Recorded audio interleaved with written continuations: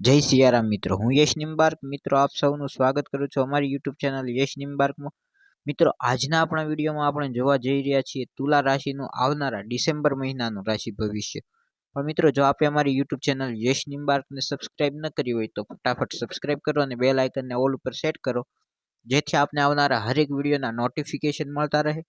અને મિત્રો, જો આપને અમારું આજનું આ વિડીયો ગમે તો અમારા વિડીયોને લાઇક કરજો અને વધારેમાં વધારે શેર કરજો. તો ચાલો શરૂ કરીએ આપણું આજનો આ વિડીયો, તુલા રાશિનું ડિસેમ્બર મહિનાનું રાશિફળ. તો તુલા રાશિના જાતક ડિસેમ્બર 2024માં મુખ્ય ગ્રહોની સ્થિતિની વાત કરીએ તો રાહુની સ્થિતિ અનુકૂળ છે, ગુરુ 7મા ઘરમાં છે, શનિ 4થા ભાવમાં અને 5મા ઘરના સ્વામીના રૂપમાં સ્થિત છે. આને મધ્યમ રૂપથી અનુકૂળ કહેવાય છે. કેતુ 12મા ઘરમાં પ્રતિકૂળ સ્થિતિમાં છે.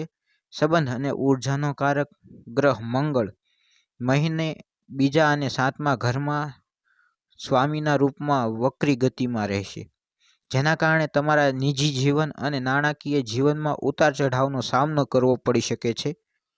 જીવન પદ્ધતિ અને પારિવારિક જીવનમાં ઘણા પ્રકારના બદલાવ જોવા મળશે. આના સિવાય જીવનમાં વિકાસ મધ્યમ રહેશે. ડિસેમ્બર રાશિફળ 2024 મુજબ કારકિર્દી ગ્રહ શનિ પંચમ ભાવમાં હાજર છે. એવામાં આ મહિને તમને મધ્યમ પરિણામ મળશે. 5મા ઘરમાં શનિની હાજરીના કારણે નોકરીમાં બદલાવ અને કામમાં ચુનૌતીઓ આવી શકે છે. વધારે મહેનત કરવા છતાં તમને કામમાં ઓળખ નહીં મળે. નોકરીના વિષયમાં તમારે ધીરજ રાખવી પડશે અને આ તમારા માટે થોડી ચિંતાનો વિષય બની શકે છે.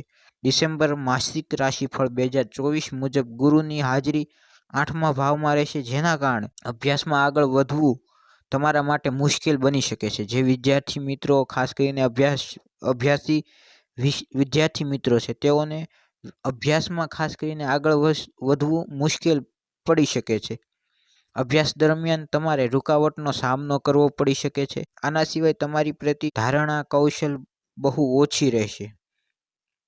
એની સાથે એકાગ્રતા પણ કોઈ જગ્યાએ ખોવાઈ શકે છે, જેના કારણે પરીક્ષામાં પાસ થવું તમારા માટે ચુનૌતીજનક બની શકે છે. ડિસેમ્બર મહિનામાં પ્રતિયોગી પરીક્ષાઓ અને ઉચ્ચ શિક્ષાઓ માટે આગળ નહીં વધો એ સલાહ આપવામાં આવે છે. તમારા સાથી વિદ્યાર્થીઓ વધારે નંબર લાવવામાં તમારાથી આગળ નીકળી શકે છે. આજના વિડીયોમાં આટલું જ. ફરી મળીએ નવા વિડીયોમાં. જો આપને મારું આજનું આ વિડીયો ગમ્યું હોય તો મારા વિડીયોને લાઇક કરો અને વધારેમાં વધારે શેર કરો. ફરી મળીએ નવા વિડીયોમાં. જય સિયારામ.